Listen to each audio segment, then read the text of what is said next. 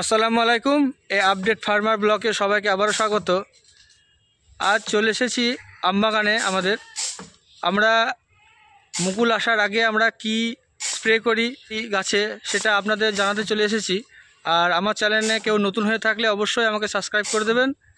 আর চলুন আপনাদের কেমন করে আপনারা আম গাছে স্প্রে করবেন সে ব্যাপারে আপনাদের জানিয়ে দিচ্ছি। চলুন। এই দেখুন, আপনারা দেখতেই পাচ্ছেন এটা 20-এর কোটো সিপ্রা 10 ইসি।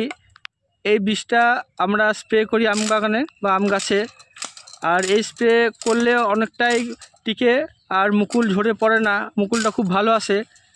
আর এর সঙ্গে আপনারা স্প্রে করবেন সালফিটা, এই একটা পাউডার। এই পাউডারটা দেখতেই পাচ্ছেন এমন হবে, আপনারা বাজারে বললেই কিনতে পারবেন আর যাদের বাগান আছে। আর 1 জার জলে আপনারা মুখটি দেবেন সে ব্যাপারে আপনাদের জানিয়ে দিচ্ছি। দেখুন, 1 জার জলে 1 মুখটি বীজ দিয়ে আপনারা ভালো করে মিশিয়ে স্প্রে করবেন। এই দেখুন, 1 মুখটি দেবেন। এই দেখুন আমাদের স্প্রে চলছে, দেখতেই পাচ্ছেন। আর এই দেখুন গাছে স্প্রে চলছে।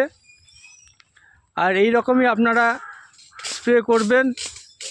আর কখন করবেন? মুকুল আসার আগে।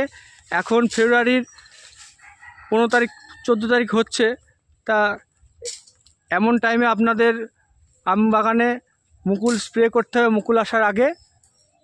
আর তাহলে মুকুলটা ভালো আসবে, মুকুলটা ঝরবে না, পোকা লাগবে না।